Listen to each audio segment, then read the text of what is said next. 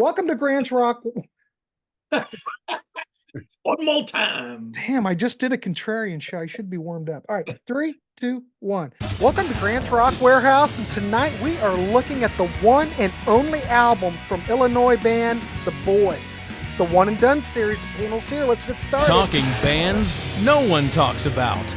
Grants Rock Warehouse. Welcome to Grants Rock Warehouse, and tonight we are going to do yet another episode in our One and Done series. Tonight we are going to take a look at the Illinois band The Boyzz. Only put out one album in 1979, and what an album it is. But we're going to talk to the panel. We've got Joe B here and Daryl and DC Toontime. We're just going to keep it loose. We're going to do a brief review. We're going to rate the record out of 10. We're going to see, is it really something that you should check out? I do know that I bought the CD. The CD, it's never really gotten a domestic release here. I know we're talking CDs, and I'm sure the vinyl's probably been repressed, but it is available through Amazon. You can still get it new. Yeah, there you go. So what's that? This is original from 78. Mm-hmm. Purchased at Oasis Records in Youngstown, Ohio for the lofty price of $6.59. There you go. There you go. Yeah. But I don't think that album did very much. But No. We're going to look at it because we think it needs to be taken into consideration. We're going to talk about it. Maybe it's something you want to check out. So it's all about talking music here in the warehouse. So, but anyway, so they only put out the one album. It originally came out like on Cleveland International, which was like a division of Epic. It was the same label that Meatloaf was on, I think. Correct? Yeah. Yeah. And they were from Chicago, kind of a southern rock kind of band, a lot of honky tonk kind of boogie woogie kind of. I don't know. I'm not going to go into it so much. I'm going to turn it over to Joe B to get us going on this. He's the first thing Boyzz the album fan. had going against it. It was released on the same day as Boston's Don't Look Back. So it was pushed way back on the shelf. That's documented in this book. This is like a comprehensive, it's almost too comprehensive of the Boyzz, but I give Pete Berwick credit for writing this in 2023. Yeah, they were a big deal in Chicago. They got airplay on WLUP in Chicago, which was a fine rock station at one time. They gave a lot of airplay to local bands like off Broadway, the Boyzz from Illinois. It was common to call them the Boyzz from Illinois, but don't say Illinois for real. No, upset people. It's Illinois, but yeah, Boyzz from Illinois. Yeah, it got some airplay. They played all the clubs. I think they opened up, a couple big, larger shows for. I think they opened up for Cheap Trick and a few other larger bands in the area. I believe they played the amphitheater with a couple bands, but I have to check more into that. But they played all the clubs. Like there were clubs like in Hammond, Indiana called Head East and a bunch of other one up in Schaumburg that was big. This was 70s, 80s. So they were huge on that scene. And the singer Dirty Dane Buck is still active. I saw him last year live. I saw Joe Perry Project played at the Acadia Theater in St. Charles, and he had two opening acts, and the first act was Dirty Dan Buck. So he's still active and playing. Yeah, I mean, they were crazy. My problem with the band and the album is I think it only has two good songs, and you don't know what. Yeah, honestly, that's my take. And, wow. Okay. Okay. Wow, let's get right to it, Joe. You don't know like what direction they want to go in. They have the what's the image? What's the movie image here? The Marlon Brando. Yeah, the wild ones. Yeah, the wild ones. I mean, in the book, he talks about how great they are, and he compares them to all these other bands. But I don't think I've ever seen them live. But I got to check more about when, who they opened up for. But yeah, the album got some airplay in Chicago, but it petered out, didn't really go well nationally. But right off the bat, it was released on the same day as Boston's Don't Look Back. So that kind of, Well, you mentioned that, we're just talking music here, ladies and gentlemen. Right. Now we're talking about the failure of that record. Of course, Boston Don't Look Back. You know, what is Epic going to push? Boston. Of Yes. course. Their And the second thing is album. with this, the Boyzz, a picture of Marlon Brando with a motorcycle in 1979, I don't think is going to have much of an impact to the record buying public. Grant, I've got a good segue for my initial opinion about this band based on what you just said. I've been familiar with this band and this album from the original release in 78. Yeah. It was one of those rare instances where my younger brother brought some new music into the household. I was always the one of the kids that brought in the new music. So this album's lying on his bed. And I walk over there and I look at this thing and I'm thinking, God, did one of the Village People break away and kind of solo album? I know. This does not look like the kind of stuff my brother would purchase for listening pleasure. But anyway, I flip the album to the back and I say, okay, now I get it. They're just trying to be a little bit humorous or whatever with that front cover image. Certainly not reflective of the music inside. But it's funny because Joe had said there's only really 2 songs on here that he really likes. For me, it's the opposite. There's really only 2 songs on here that I think are a little bit subpar, and the rest of it is like blew my mind because these guys were a very creative biker band. Horns, female background vocals. Yeah. I actually laughed out loud how clever these guys were and how different they were with some of their approaches. So, I mean, it's interesting how we hear things different. So when I hear it, I don't. Well, I'm just we're gonna keep this. I just know this is gonna be loose. It was produced for Fat Albert Productions. Right there is good. I think the production of this record. No, I think this record sounds great. It sounds big. It's got a lot of, what do I want to say? I want to say a lot of balls. I'm going to say it. It's got a lot of balls. There's a lot of great playing on here. I think that the band sounds great. Dirty Dan Buck as a vocalist. I'm in. I love it. Kind of sounds like Peter Criss in hindsight. He kind of sounds like Peter Criss. Gruff and gritty and a little rough around the edges. Kind of like a little Lemmy, a little Rod Stewart. I don't know. AC/DC, both dudes. I mean, it's got the grit. Right. But I don't know. But Joe, what is it about this record that you're not crazy about? I just don't think well, first of all, it came out at a time when it was a very odd time for music because you had all of our 70s bands kind of, Aerosmith was on the downslide. Kiss was way on the downslide. Don't even talk about Kiss. I mean, but some guy, so guys are branching off listening to UFO. It was really Queen, really, but no, not really. But Queen came out the game. It was a very strange time for music. I mean, so people were switching their likes to Rush, Judas Priest, UFO. UFO was huge in Chicago.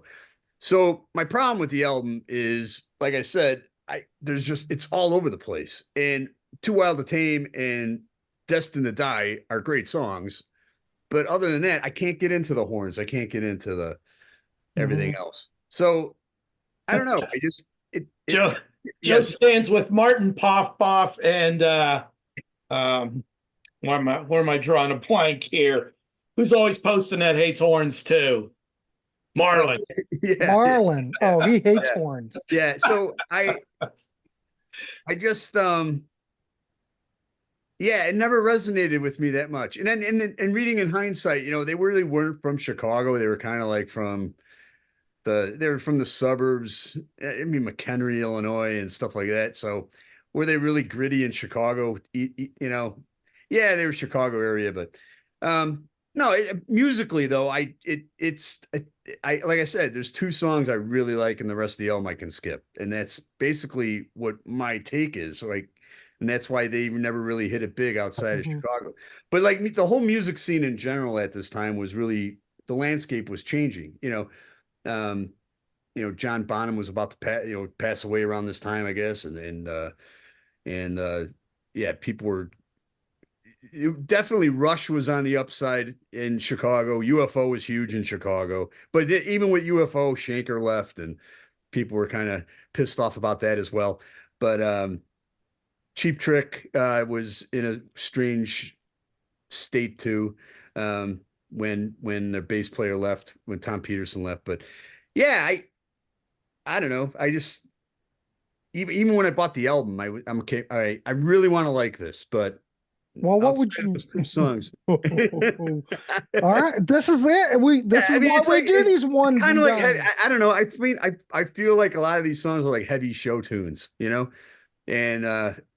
it's almost like heavy Rocky Horror Picture Show. Some of this stuff, and that's I why can see. I can see what you're saying. yeah. So that's why it never really was a home run for me. But I wanted to like them a lot because you wanted to get into your local bands, Right.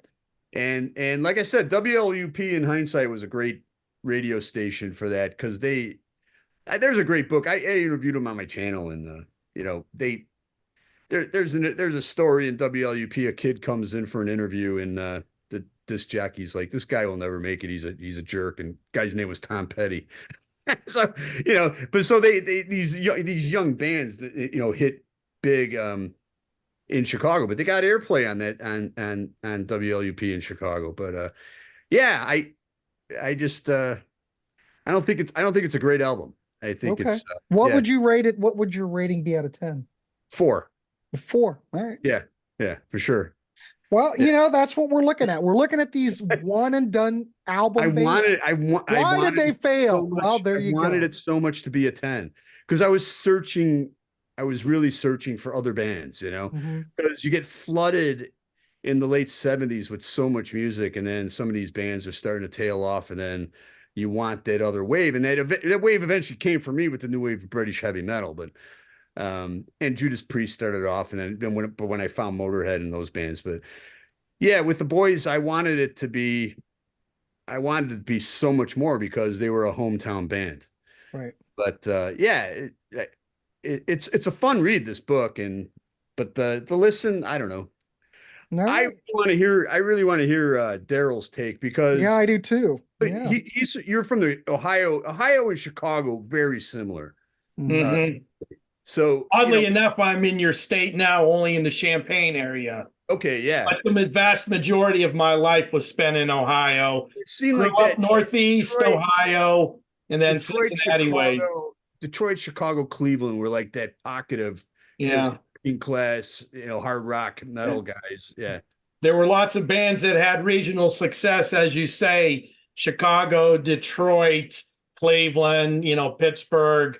So yeah, there is a vibe to that area, band-wise.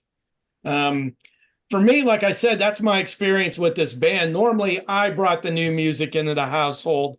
I was the one that found the new bands and everything. This is an instance where my brother beat me to the punch. Like I said, I looked at the front cover and I'm thinking, what?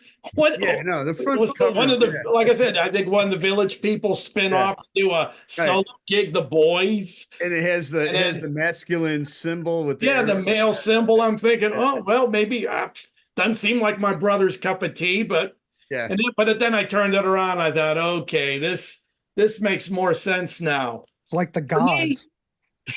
For me, go ahead, Joe. No, I'm glad you brought that up. I see a lot of similarities there. Yeah. For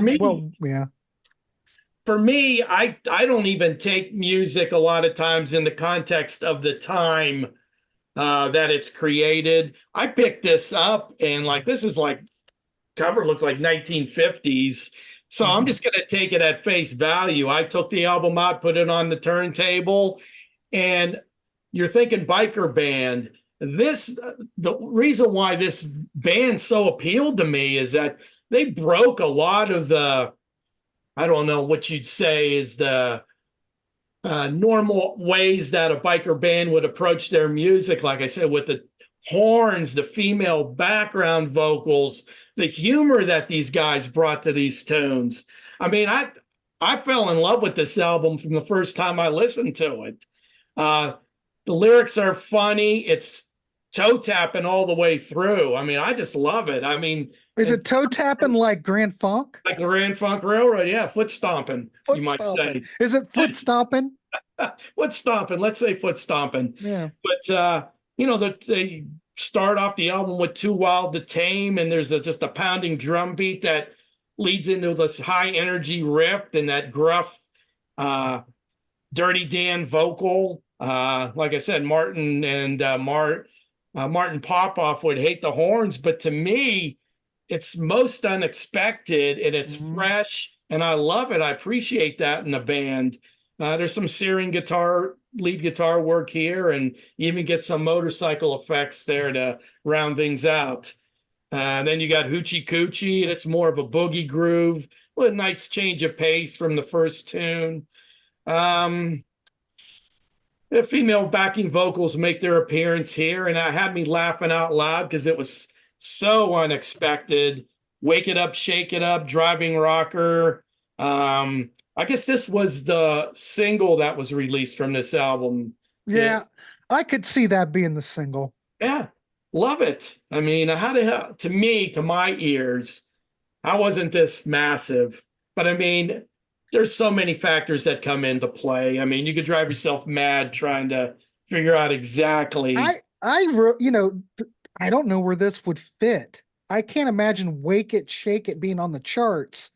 I mean, it's catchy. It's a decent tune for this record, but I can't imagine these guys being on the charts, considering what was going on in 1978. I guess that's what I'm trying to say. Yeah, I don't think they really fit.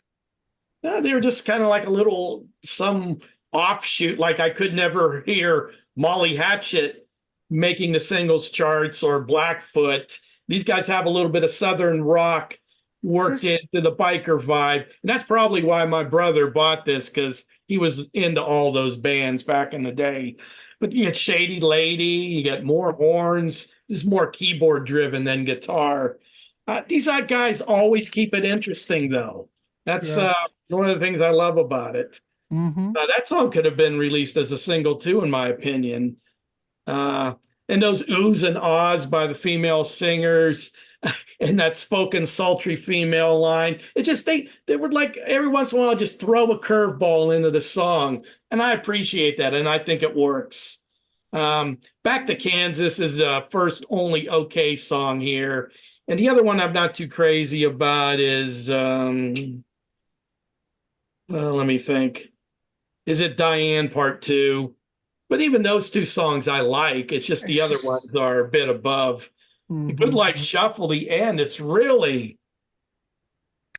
Here Comes Jim Dandy.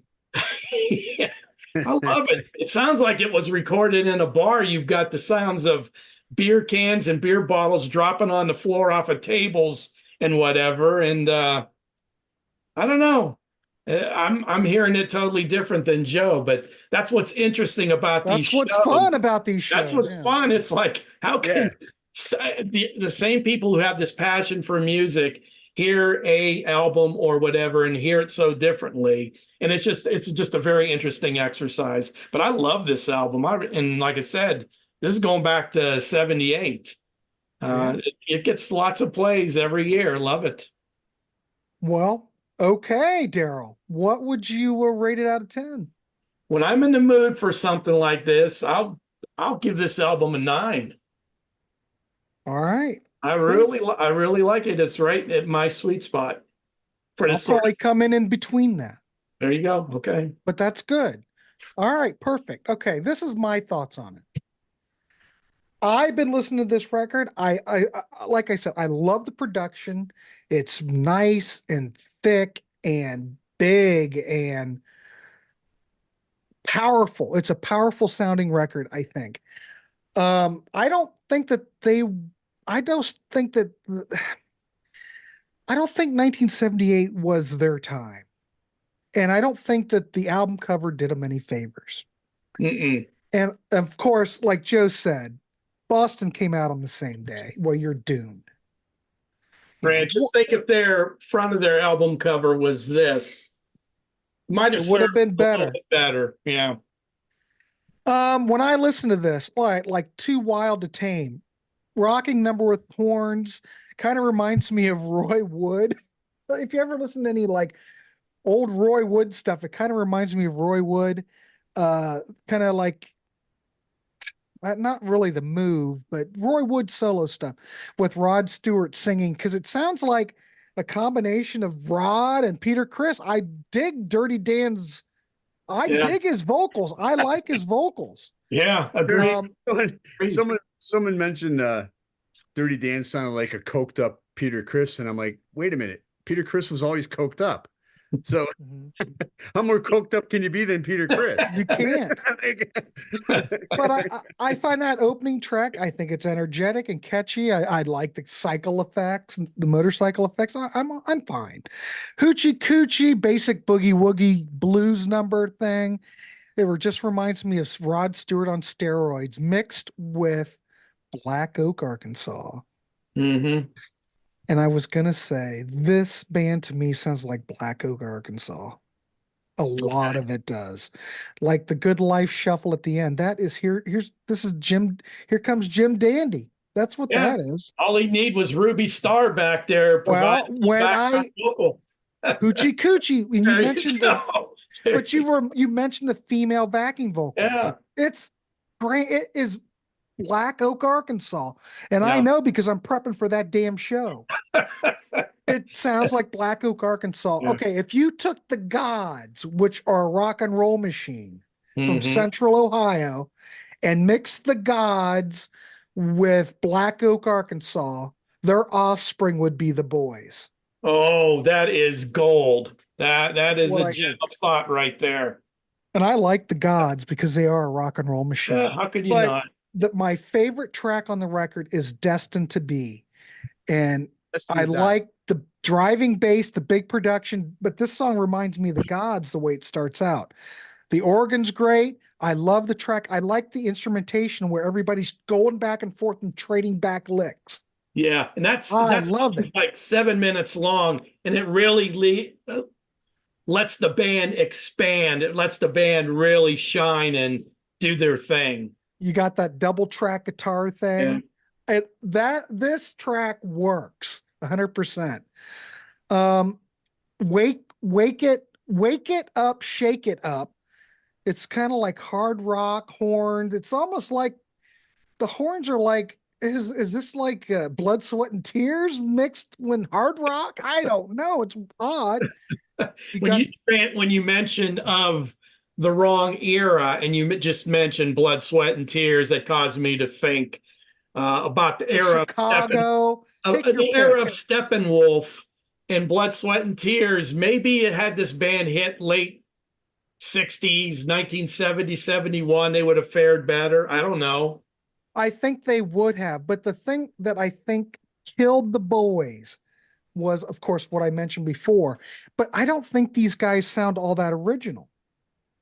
No, it's like they've taken a blend of all these different things. Honestly, but it's still good. It's not like it's not good, but it's taking those influences and making something different. And I've never heard a biker band utilize horns and female background vocals like this. I know you mentioned Black Oak, but these are multiple ladies. I mean, singing in background. Well, yeah, but it sounds very Black Oak, Arkansas. Meatloaf took that direction and had success with it, right? Like I said, these guys are like all over the place. And I believe most of my friends felt this way. I'm like, these guys just aren't very good. You know, and we wanted, like I said, we wanted to look up. So I just looked up on Wiki the gigs they played, and they played all the local clubs like Haymakers but they played the International Amphitheater. I'm like, okay, so who do they open up for? And I remember WLUP had a local band extravaganza. Like, so they had like 4 Chicago area bands, and they were one of them that played the amphitheater. And then they played the Aragon another time, and I think it was something like that as well. So I don't even know if they opened up for any major acts. But I like what you mentioned, Joe, and I'd never put that together with this band. It does have a bit of a theatrical aspect to it, a la Meatloaf. And that never Yeah. occurred to me before until you mentioned it. But yes, I definitely can hear that as well. I Yeah. hear it. I hear it. Sprinkle a little bit of that in there too. Yeah, just a bit. But they Yeah. aren't terribly original, you know. No, That's all. That's all I'm trying to say. Chicago rock in general, like, so Styx made it huge. Mhm. I don't know if it was because of the Roboto album, because after that, there was like a big gap because there was a lot of bands coming out of Chicago, but no one hit it big until Smashing Pumpkins. Mhm. Maybe Ministry, right? But there was a real like dry spell where all like off Broadway is the first one that really comes to mind. You know, they were getting a lot of airplay locally, maybe even in Cleveland, but never hit it huge. I don't consider Cheap Trick a Chicago band, by the way. It pisses me off. They are from Rockford. Rockford is a separate municipality from Chicago. They're not a Chicago band, so they don't count. But yeah, so you had Styx, then you had this big, you had a lot of bands coming out. We had a great heavy metal scene too, but it seemed like there was Styx, and then I can't think of another band that really hit it big until Smashing Pumpkins. So I don't know if it was because of Styx that these bands had it going against them, that Chicago scene, or as I said, I listened to it and my friends listened to it, and we were like, okay, it's okay, but I'm gonna put on Judas Priest, Hellbent for Leather, right? Instead. That's the way we thought. Or we're gonna put on Hemispheres by Rush instead. Mhm. So yeah. Well, you mentioned Chicago bands, and I always think Overkill's always comes. I love Urge Overkill. Right, but that wasn't until the 90s either. Yeah. Yeah. I So there can't think was a of big anything void. else. Yeah. Yeah. I can't think of anything. So yeah, it is what it is. So what would I give this record? Well, I'm gonna go something in between because I don't have a problem with the songwriting. I just don't think the band's terribly original, and it just sounds like a lot of other stuff. I'm just surprised how much Black Oak, Arkansas I hear in here, and that's not a complaint, but there's a lot. There's a lot. Um, it's not a bad record. It's not a great record.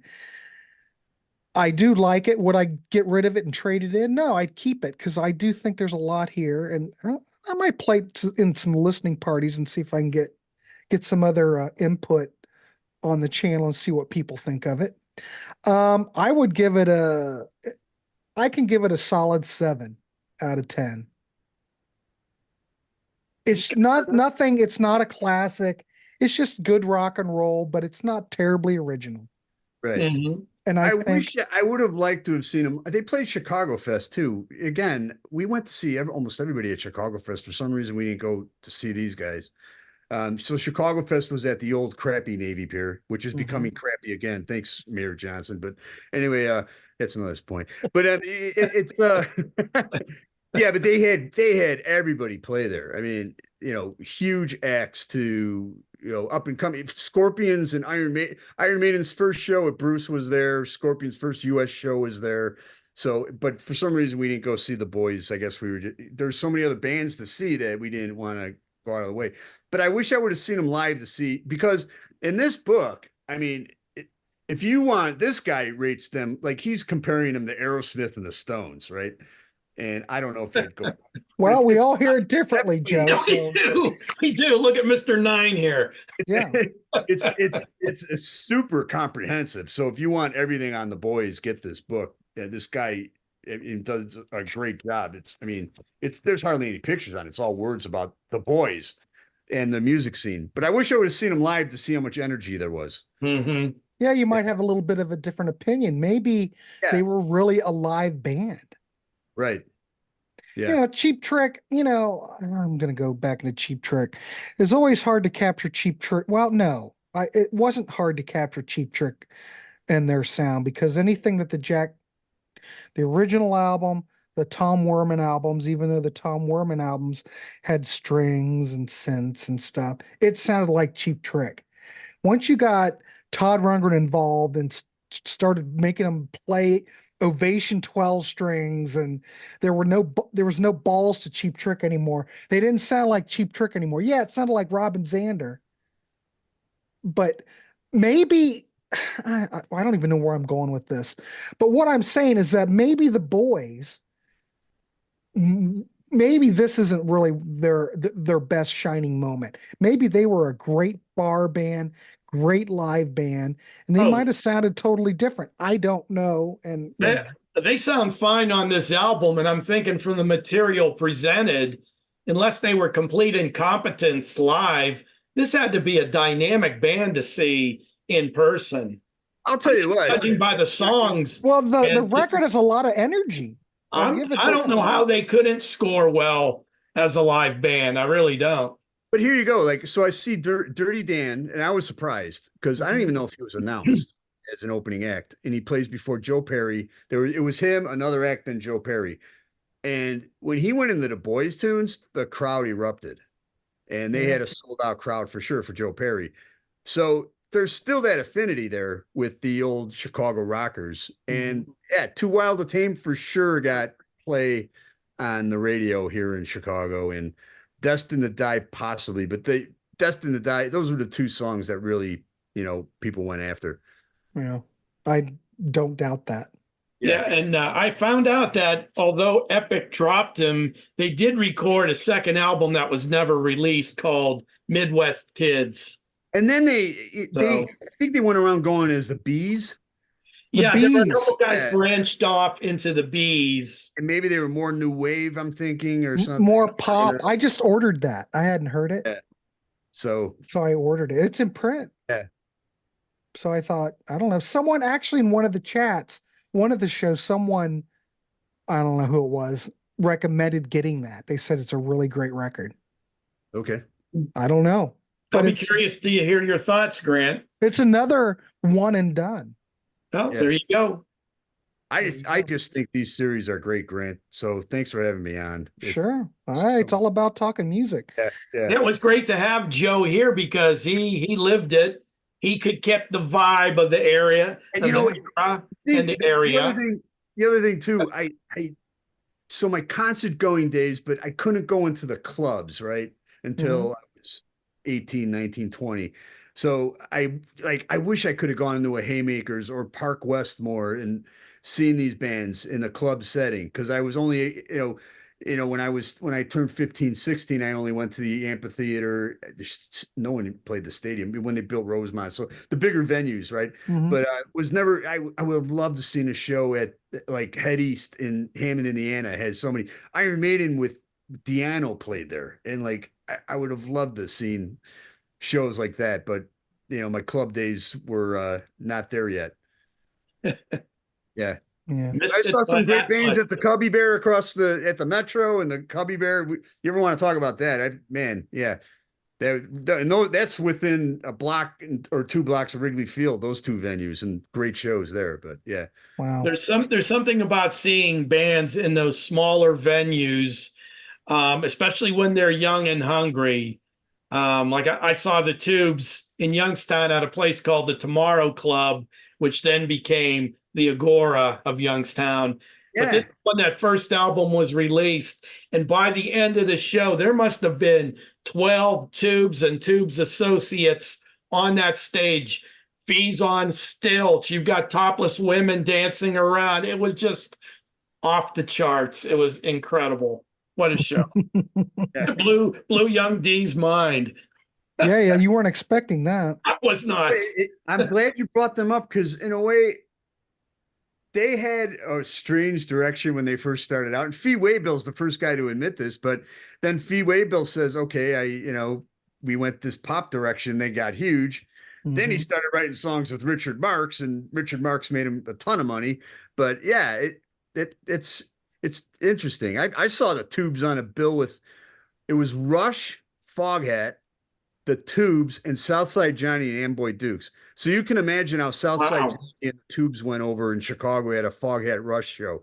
They tore up the infield at Comiskey. In fact, I talked to Geddy Lee about it on his book tour, and he said he wasn't happy because they tore up the infield and outfield. They took the grass from Comiskey and threw it at both those bands. He didn't like that. God. Plus, Geddy's a baseball guy. Exactly. Yeah, that would be a sin. No, that's a humongous.